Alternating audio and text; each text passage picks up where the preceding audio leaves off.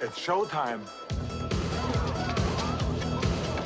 What's up guys, Django Fett here, hunting down games, comics, TV shows, movies, and more, and this is a review for Avengers Infinity War. This is the culmination of all the Avengers movies, all the Marvel movies that have come to this moment, and it's actually going to continue to the next movie, but still, this is the big one right here. So it's set right after Thor Ragnarok, if you remember that movie, and it features the whole ensemble of cast members, from Avengers to Guardians, and including Thanos, who's coming in as the big baddie of the movie. Now, I personally really enjoyed this movie. I really enjoyed it. As no surprise, it's a good Marvel movie. I don't think it's forgettable like Black Panther, and I think it's completely different thing.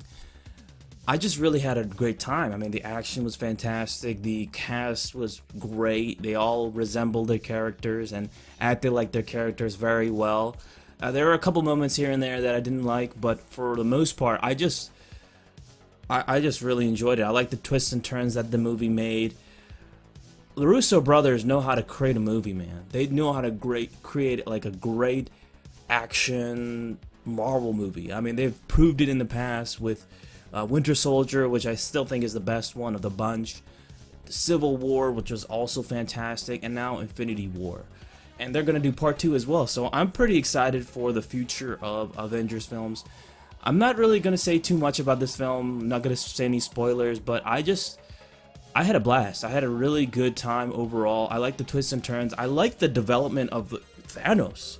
They did a great job. This is like the best villain of the MCU they've done so far. That they've really developed their character, given him some motivation, and made you understand his character. They did a phenomenal job with Thanos. Josh Brolin does a phenomenal job. I thought the writing was just really good for his character. I mean, just fantastic stuff. I love the Guardians when they were there, and Drax was fantastic as well. I loved everything about this movie. I thought it was fantastic. I'm not going to say it was the best of the Marvel movies. I'm not going to say that just yet, because I still love Winter Soldier. I love Guardians of the Galaxy Volume 2. This was a really good movie, but I still don't think it's up to the par, like 10 out of 10s, like everybody else is saying, like Angry Joe or whatever. I think it's like on the level of 9 out of 10 in my opinion, 9, 8 out of 10. But I still think it's a fantastic film, and it's everything that we've been wanting to see. And it's made a shit ton of money in the opening weekend of the box office. I'll definitely be watching the box office numbers, and hopefully it hits like 2 billion. That would be pretty awesome to see. It's gonna be really tough to beat Avatar. It's not even possible. There's only like 5 movies that have gotten past or up to 2 billion. So it might be a lot to ask of this movie, but who knows? I might be surprised, but I'll definitely be watching out for the box office scores. Now, what I didn't like about the film was there's a couple moments. I mean, in the beginning, it flashed to this destructive scene that was happening. I'm not going to spoil what had happened, but they just really, in my opinion, they just went to this moment and didn't really explain how Thanos got the gauntlet or like the gem and stuff, the first gem. They didn't really properly explain it, in my opinion. Maybe they did it in an after credit scene in the last couple movies, but in this one they just glossed it over and like, oh, he went to this planet and then he got the gauntlet, and it's just like, I thought it was rushed pacing right there. That wasn't a properly explained, or just the context of that wasn't very good. And if you're a Hulk fan, you're going to be completely disappointed, because the Hulk appears for like 5 minutes, then he's gone. Completely gone. Like in the trailer, it makes it seem like Hulk's going to be in the movie, because you see him in the charge in the trailer. That doesn't happen at all. Hulk's not in it, okay? So it's all Bruce Banner. So if you're a Hulk fan, you're going to be disappointed. And also, I felt like some of the humor, especially for Spider-Man and Iron Man, when they two, both of those were together, they were just doing this like jokes like all the time, and that got too much for me.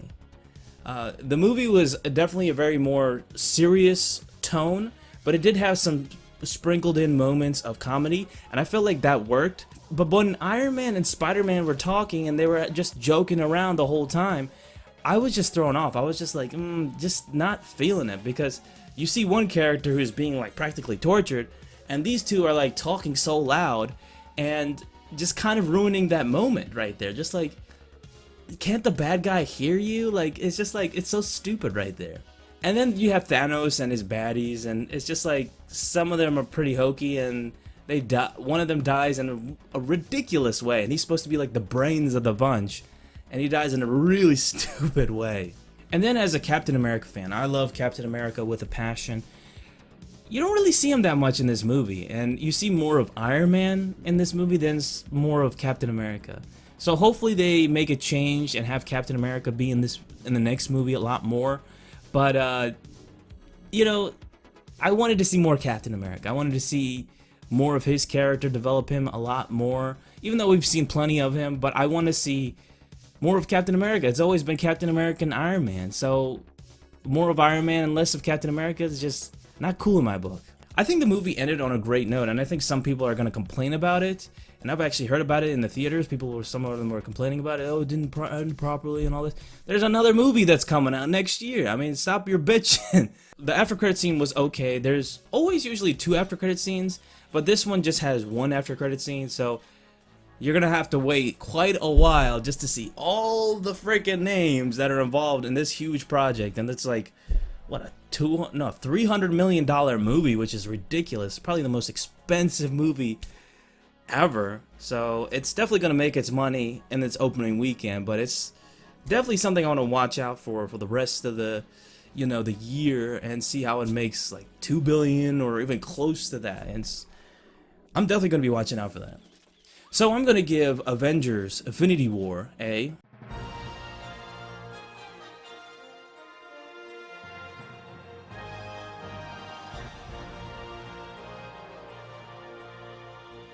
So I forgot to show this in the beginning, but I have a bunch of the Avengers and the Guardians of the Galaxy together, all the Funko Pops together, and I wanted to show off this little clip that I have. Avengers on the bottom, Guardians on the top, and then we have Thanos on the other side, who's just watching over the Avengers. So I'll have to upgrade the Thanos one, but it's pretty cool. I have a whole collection of them. I'm gonna upgrade my Thor pop. I got the Hulk pop. I got all of them, man. All the Avengers, all the Guardians that matter, man. So I really enjoyed this movie. I thought it was just a fun ride. I'm definitely gonna be seeing it a second time in theaters. It's just a really good and enjoyable experience.